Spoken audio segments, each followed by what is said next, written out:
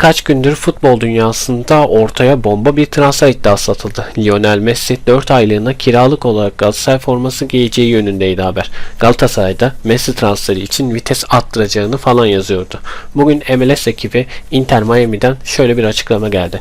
Messi ailesiyle burada mutlu ve başka takıma gitmeyi düşünmüyor. Futbolda David Beckham'ın sahip olduğu Inter Miami'de bırakacak.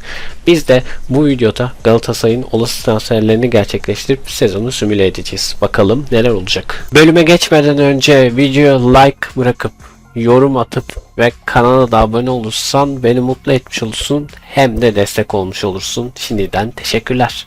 Galatasaray'ın gerçekte şu anki güncel kadrosunu görüyorsunuz. Şöyle ilk 11'i, yedekleri ve rezerve geldiğimizde de İlkay Gündoğan ve Yunus Akgün sakat. İlkay Gündoğan sağ arka adelesinde bir kanama olduğundan dolayı sahalardan uzaktı. Kaç maçtır forma şansı bulamıyor sakat olduğu için. Yakında dönecektir büyük ihtimalle diye düşünüyorum. Yunus Akgün de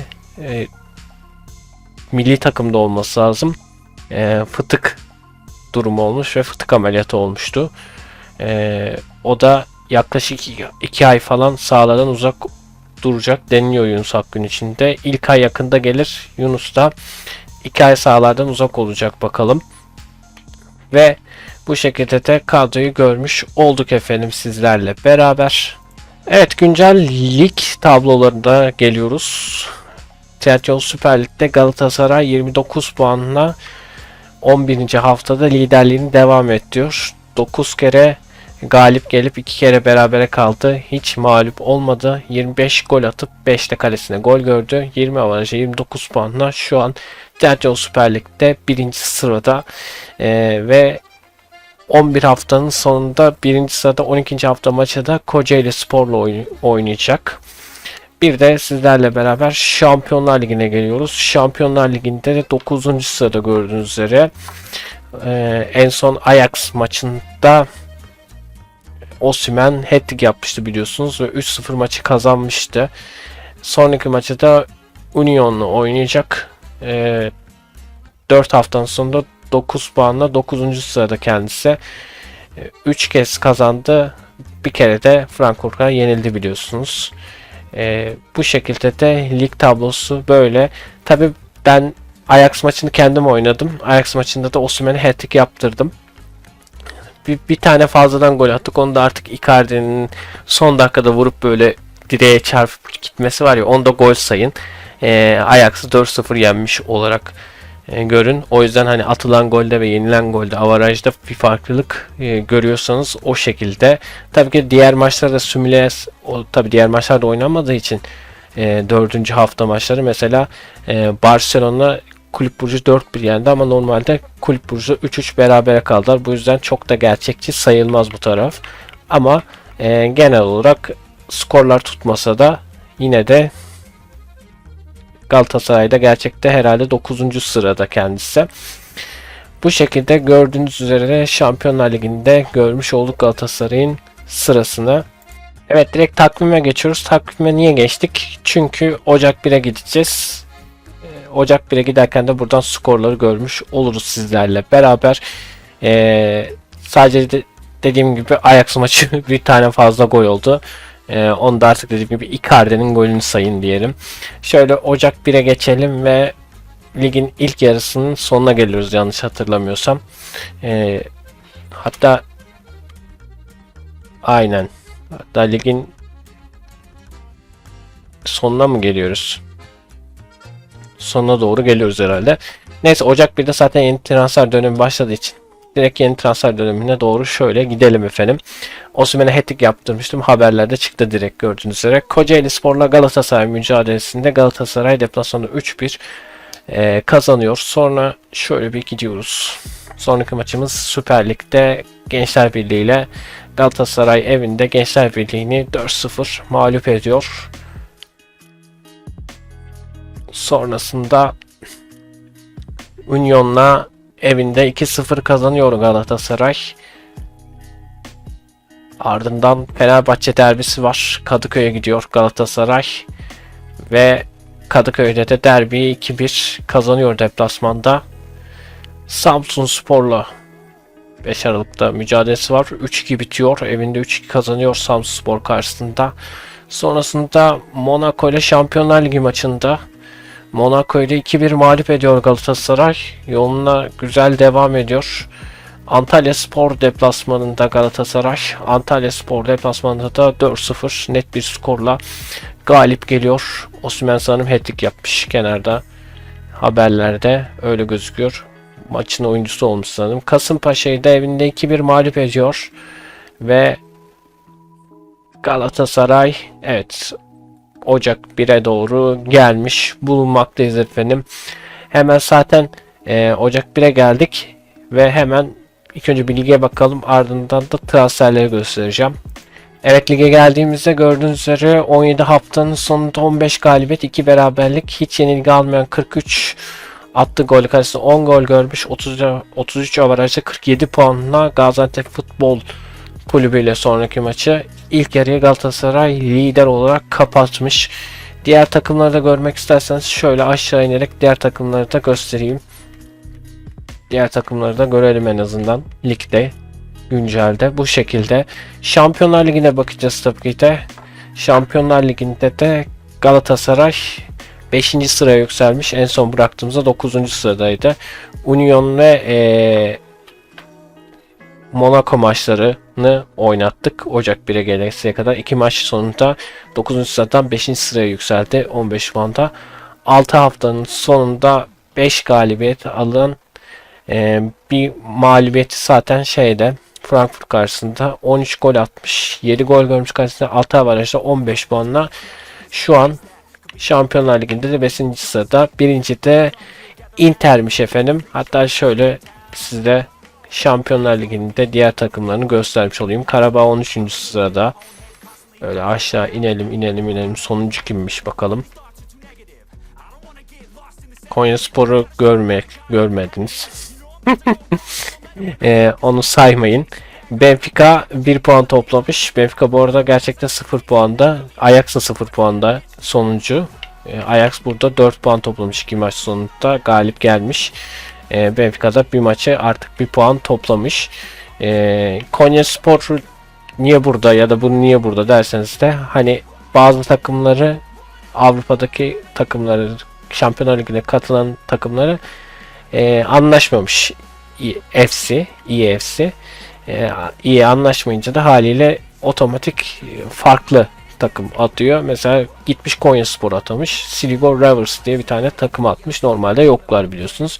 O yüzden görmeyin siz bu takımları dedim. Bu şekilde de Şampiyonlar Ligi'ni görmüş olduk. Evet, kadroya gelelim. Kadroya bakalım şöyle bir. Kadroda bakalım Yunus'la İlkay iyileşmiş mi? İlkay gayet iyileşmiş. İlkay'ı artık o zaman oyuna alabiliriz. Şu şekilde İlkay'ı alalım efendim. Yunus hala yok. Şöyle Yunus'u şöyle atalım. Eğer gerçek hayattaki gibi tabii ki oyunda ne kadar süre alacağını bilemeyiz tabii ki de hani oyun da bilemez bunu da 2 ay mı uzak kalacak bilmiyorum. Yunus da sakatlığı devam ediyor. İlkay iyileşmiş durumda. Son durumları da görmüş olduk. Evet, istatistiklere şöyle bakmak istiyorum. Ligin ilk yarısında Süper Lig'de 9 gol atmış, 14 maç forma giymiş Osimhen. Şampiyonlar Ligi'nde 5 maçta 7 gol kaydetmiş. Mauro Icardi'ye geldiğimizde 11 Süper Lig maçında 6 gol kaydetti. Şampiyonlar Ligi'nin 3 maçta şu an katkısı yok efendim. Diğer oyunculara kime bakalım, mesela Sané'ye bakalım. Sané Süper Lig'de 17 maçta 4 gol 3 asist yapmış. Şampiyonlar Ligi'nde 5 maçta 1 asist yaptı. Sané. Sara 17 maçta 4 gol 3 asist, 6 Şampiyonlar Ligi maçında da 1 gol 1 asisti var. Barış Alper Yılmaz da yapmış. Barış Alper Yılmaz 15 maçta 9 gol 3 asist katkısı var. Şampiyonlar Ligi'nde de 3 asiste katkısı var. Son maçta Ajax maçında gerçekten de Barış Alper Yılmaz oyuna girdikten sonra farkını gösterdi. Şahsen kendisini beğeniyorum. Arada tabi oynamıyor, yapmıyor ama bence tutulması gereken, takımda olması gereken bir birisi ve Barış Alper Yılmaz devam etmeli bence Galatasaray'da. Gayet katkısı var. Çok hızlı dribling olsun, sonrasında direnç gücü olsun, dayanıklılık. Zaten FC'de de biliyorsunuz dayanıklılığı güçlü. Hatta yabancılar bile şaşırmıştı. Barış Alper Yılmaz nasıl bu kadar hani fizik gücü olabiliyor diyerekten. Barış Alper Yılmaz'la yola devam edilmesi lazım diye düşünüyorum. Bunu da bir belirtmek istedim videoda. Sonrasında Lucas Torreira'ya bakmak istiyorum. 16 maçta Süper Lig'de 2 gol 3 asist katkısı var. Lemine'da 15 maçta Süper Lig'de 1 gol atmış. Şampiyonlar Ligi'nde 6 maçta 1 gol 3 asist katkısı var. Gayet iyi efendim. Diğerlerinde şöyle Singo'yu merak ediyordum. Singo mesela Süper Lig'de 7 maçta 1 asist katkısı var. Sonrasında Abdülkerim bir şey yapmış. Abdülkerim Süper Lig'de 17 maçta 1 asist yapmış. Davinson Sanchez 15 maçta 1 gol ve Şampiyonlar Ligi'nde de 6 maçta 1 gol kaydetmiş. Şu şekilde de görmüş olduk. Eren'e bakalım mesela. Eren de 16 Süper Lig maçında 3 gol kaydetmiş. Jakobs oynamış ama katkı sağlamamış. Bunun dışında da bakmadım. Geçtiğim isimler var mı? Yunus'u şöyle göstereyim. Sonrasında Şalay'da Süper Lig'de 13 maçta 2 asist katkısı var. Şöyle hepsine hemen hemen baktık sanırım. Gördüğüm üzere. Bu şekilde de en azından ilk yarının durumlarına şöyle göz attık oyuncuların istatistiklerine. Hatta geçtiysem diyerekten bir daha böyle yukarı doğru çıkıyorum. Hiçbir şey atlatmak istemiyorum. Bu şekilde istatistikleri gördük. Evet, transfer merkezine geldiğimizde transfer merkezini görüyorsunuz efendim. Lionel Messi bombası vardı zaten. Lionel Messi zaten dediler yok gelmeyecek falan filan dediler ama biz tabii ki de bu videomuzda olası transferler gerçekleştirdiğimiz için gerçekteki o yüzden transfer listesine Lionel Messi ekledik tabii ki de. Sonrasında Ademola Lookman da gerçekten de bayağı bir anılıyordu. Hatta son transfer şeyinde hatta gelebilme ihtimali var diye düşünüyordum. Fenerbahçe de ilgileniyor Lookman'la. Galatasaray'la ikisi. Hani gelebilir diye düşünüyordum. Gelemedi. O yüzden belki bu şeyde transferde gelebilir. Hatta Lookman'ın son maçında Şampiyonlar Ligi maçında çıkarken teknik direktörle beraber bir aralarında gerginlik yaşıyorlar. O yüzden Lookman zaten pek mutlu değil. Büyük ihtimalle Lookman ayrılabilir Ocak ayında transfer döneminde diye düşünüyorum. Hakan Çalhanoğlu son yaz transfer döneminde gerçekten de Galatasaray'a gelmek için elinden geleni yaptı Hakan.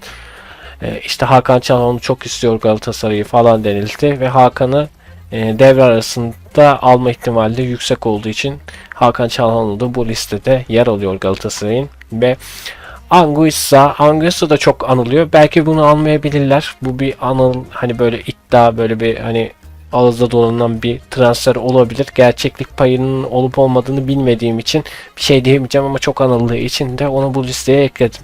4 tane transfer şu an gerçekte çok anıldığı için Lionel Messi bayağı bir anıldı biliyorsunuz zaten. Lookman'la Hakan Çalhanoğlu'nun transferlerin olma durumları gerçek olabilir diyerekten bu listedeler zaten. Anguissa da belki şu an tam bilmediğim için hani ama Messi olmayacak ama anıldığı için de Messi buraya ekledik. 4 transferimiz var ve şimdi transferlerimize doğru yavaş yavaş geçelim. Evet, ilk transferimiz gerçekleşmiş oluyor. Lionel Messi geldi efendim. Messi de gördüğünüz üzere kapılar açıldı Messi'ye. Messi Galatasaray tesislerine geldi. Sağlık kontrollerinden geçiyor. Lionel Messi Arjantinli yıldız 38 yaşında 2 yıllık sözleşme imzaladık kendisiyle. Ve Lionel Messi göz falan kırpıyor. 13 numarayı sırtına geçirmiş Lionel Messi. Biz ona 30 versek iyi olur. Lionel Messi. Evet. Lionel Messi'yi de bu arada 14 milyon 100 bin aldık. Evet, ikinci transferimiz de tesislere ayak bastı ve Osimhen de Nijeryalı vatandaşını hemen karşıladı. Lookman ikinci transferimiz oluyor. Lookman da sağlık kontrollerinden geçti ve 14 numarayı sırtına geçiriyor. 14'ü görünce hep Snyder geliyor aklıma ilk geldiği zamanlardaki.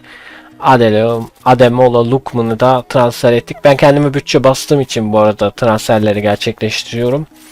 Aslında Messi transferini kendi bütçemizde de yapabilirdik. 48 milyon euroya da Lookman'ı getirdik. Evet, üçüncü transferimiz de tesislere ayak bastı. Osimhen yine karşılıyor. Victor Osimhen. O taraftarın istediği ve Hakan Çalhanoğlu'nun da Galatasaraylı olduğunu dile getirip Galatasaray'da forma giymek istediğini belirtti ve bu yaz sezonu özellikle gelmek istiyordu. O transfer gerçekleşmiş oldu efendim. Ve o transferi gerçekleştirdik. Hakan Çalhanoğlu da 15 numaralı formayı sırtına geçirdi ve basına tanıtılıyor. Hakan Çalhanoğlu'nu da 30 milyon euroya aldık. Evet, son transferimizde de hoş geldin diyoruz. Bana kalsa eğer böyle bir Galatasaray'ın şeyini çekseydim ben ekstra daha fazla oyuncular alır Rebuild'ını gerçekleştirdim ama dediğim gibi Galatasaray'ın olası transferleri, şu an bilinen olası transferleri, gerçek sayılabilecek transferleri gerçekleştirdim ben ve Anguissa da geldi efendim. O da 16 numaralı formayı giydi ve Okan Hoca'nın yanında basında pozlar veriyor. Okan Buruk da sırıtıyor mutlu. 18 milyon euroya da Anguissa'yı aldık. Evet, transferler sonunda da kadro gördüğünüz üzere bu şekilde oldu. Şu anlık yedeklere koydum oyuncuları. Aslında şöyle yapabiliriz. Messi merkez ofansif oynayabiliyor mu? Merkez ofansif oynuyor aslında Messi. Messi merkez ofansif oynatabiliriz. Sané orada dursun. Şu şekilde bir tablo olmuş oluyor. Böylelikle gördüğünüz üzere sadece Messi'yi koymuş olduk. Bunun dışında diğer aldığımız transferleri yedeklere koyduk. Yunus daha iyileşmedi. Yunus hala sakat durumda gördüğünüz üzere. Ve şimdi transferlerimizi yaptık. Ne yapacağız? Sıra sezon sonuna gitmekte olacak. Sezon sonunda bakalım Galatasaray ne yapmış? Yaptığımız olası transferle Galatasaray ligde, Avrupa'da ve Ziraat Türkiye Kupası'nda başarılı olmuş mu? Bunu göreceğiz. Haydi o zaman sizlerle birlikte sezon sonuna doğru geçiyoruz. Sezon sonuna geldik ve bakalım ne olmuş ne bitmiş görelim sizlerle beraber. Galatasaray 2025-2026 sezonunda TNT Süper Lig'in şampiyonu oluyor. Galatasaray 34 haftada 28 galibiyet, 5 beraberlik, 1 yenilgi almış. 77 atılan golde karşısında 25 gol görüp 52 avarajda 89 puanla şampiyon olmuş. 2. Fener, 3. Trabzon, 4. Beşiktaş diye devam ediyor. Şöyle takımları da tek tek göstermiş olayım. Evet, düşme hattında olanlar da Karagümrük, Kasımpaşa ve Eyüpspor'muş. 3 takım düşüyor diyebiliyorum. Öyle gidiyordu hep. Bu 3 takım da lige veda etmişler. Türkiye Kupası'na geliyoruz. Türkiye Kupası finali Alanyaspor'la Fenerbahçe arasındaymış. Sonrasında diğerlerine de bakalım. Hadi UEFA Süper Kupa önceden oynanıyor ama Paris Saint-Germain 2-1 Tottenham'ı yenerek kupanın sahibi olmuş. Şampiyonlar Ligi'ne geldiğimizde de Paris ile Bayern Münih arasında final oynanacakmış. Gerçek mücadelede birbirleriyle karşılaştılar. Bayern Münih kazanmıştı bu hafta. Biz ligde kaçıncı olmuşuz? Biz yine ligin sonunda 9'dan 5'e çıkmıştık. Geri düşmüşüz. 2 yenilgi almışız. Bir yenilgi bir yenilgi daha alıp bir de berabere kalmışız. Ve 16 puanla 8 haftanın sonunda 9. sırada kalmışız. Sonrasında playoff oynanıyor herhalde. Playoff'ta Kulüp Brugge'u 4-1 geçmişiz. Aynen toplam skorda. Son 16'ya gelmişiz. Son 6'da Borussia Dortmund'u da geçmişiz. Napoli'ye çeyrek finalde kaybetmişiz. Toplam skorda 3-1 olarak. Çeyrek final görmüşüz ama yolumuza devam edememiş. Yarı finallerde bu şekilde gördüğünüz üzere finalde Paris ile Bayern Münih arasında. UEFA Avrupa Ligi'ne geldiğimizde Real Betis Aston Villa mücadelesi olacakmış finalde. Konferans Ligi'ne geldiğimizde Konferans Ligi'nde de AEK Athens ile Mainz arasında final mücadelesi olacakmış. Evet, kadroya geçtik. Kadroya bakıyoruz. Kadroda bu şekilde. Osimhen 89 olmuş bu arada. Şöyle oyuncuları görelim. Her takım birbirleriyle anlaşmış aslında baktığınızda. Yunus da artık iyileşmiştir herhalde. Aynen, Yunus da iyileşmiş. Sakatlığını atlatmıştır zaten. Bu şekilde bir sezon sonu kadroyu görmüş olduk. Bir de tabii ki de kadroyu istatistik olarak göreceğiz. Son eklediğimiz oyunculara da bakacağız şöyle. Osimhen mesela ligde 31 maçta 18 gol, bir asist katkısı yapmış. Şampiyonlar Ligi'nde 13 maçta 9 gol, bir asist katkısı var. Türkiye Kupası'nda 4 maçta 2 gol, 1 asist katkısı var. Toplamda 48 maçta 29 gol, 3 asist katkısı gerçekleştirmiş sezonda ve artı 2 gen almış. Osimhen 87-89 olmuş. Lookman 7 maçta 2 gol, 1 asist katkısı sağlamış. Lookman'ı çok oynatmamışlar. Oynadığında da yine pek o kadar şey değil ama yine de fena da sayılmaz. Şampiyonlar Ligi'nde 7 maçta 3 gol kaydetmiş. Türkiye Kupası'nda 1 maçta 1 gol kaydetmiş. Lookman da artı 1 almış bu arada, 85 olmuş. Icardi eksi 2 düşmüş.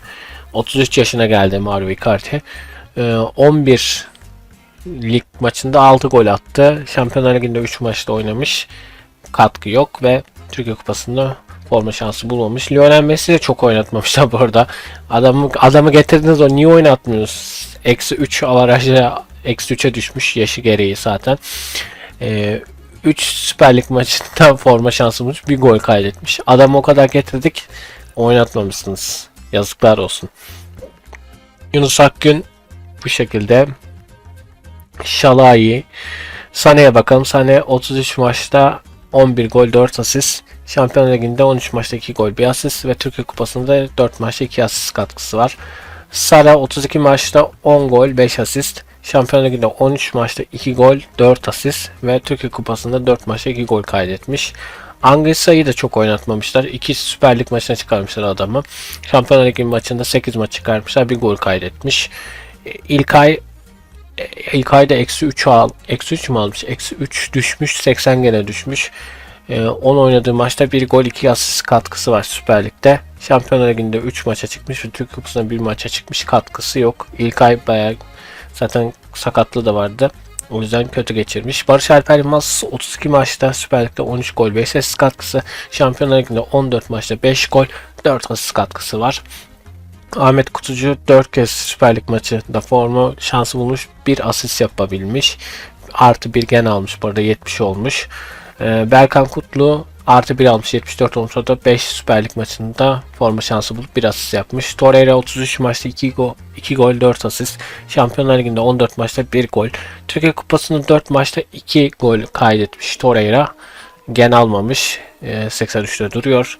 Lemina'da 18 maçta 1 gol, 8 Şampiyonlar Ligi maçında da 1 gol, 3 asist katkısı var. Hakan Çalhanoğlu 15 maçta 1 gol, 3 asist. Şampiyonlar Ligi'nde de 12 maçta 1 gol, 4 asist katkısı var. Şöyle Kaan Ayhan'ı görüyoruz. Kaan Ayhan 25 maçta 1 gol, 1 asist. Şampiyonlar Ligi 11 maçta 2 gol kaydetmiş. Bayağı iyi. Şampiyonlar Ligi'nde gol atması gerçekten iyi. Singo 21 maçta 1 gol, 1 asist ligde. Şampiyonlar Ligi'nde 12 maçta katkı yok. Türkiye Kupası'nda 4 maçta katkı yok. Abdülkerim Bardakçı 34 maçta 1 gol, 2 asist. Şampiyonlar Ligi'nde 13 maçta katkı yok. Türkiye Kupası'nda 4 maça çıkmış, katkı yok. Davinson Sanchez 32 Süper Lig maçında 2 gol kaydetmiş. Şampiyonlar Ligi'nde 14 maçta 1 gol kaydetmiş. Türkiye Kupası'nda 4 maçta katkısı yok. Arda 2 defa forma şansı bulmuş ligde. Kazımcan Karataş'ı da oynatmışlar 2 defa. Ligde Eren Elman'a 30 lig maçında 3 gol kaydetmiş. Şampiyonlar Ligi'nde ve Türkiye Kupası'nda katkı sağlamamış. Jakobs da forma şansları bulmuş, hiçbir katkı sağlamamış gerçekten de. Ama artı 1 almışlar. Eren Elmalı da almış. Kazımcan Karataş da almış. Arda da almış. Ve Jakobs da artı 1 almış. Bunun dışında Jankat Süper Lig maçında oynatmışlar 9 defa. Jankat Eyüpspor'da pardon. Batuhan Şen forma şansı bulamamış. Uğurcan Çakır artı 2 gene almış. 82 olmuş. O da maçları çıkmış. Süper Lig'de 4 maç mı oynadınız Uğurcan'a? Nasıl 4 maç oynadı ya? Günay Güvenç de 4 maçta forma şansı bulmuş. Gördüğünüz üzere efendim bu şekilde bir tablo oluşmuş, istatistikleri de görmüş olduk. Evet, Galatasaray'ın olası transferleriyle birlikte Rebuild'ımızı gerçekleştirdik. Farklı içeriklerle yine karşınızda olmaya çalışacağım. Kendinize iyi bakın. Bu videodan bu kadar olsun. Hoşça kalın efendim. Bay bay.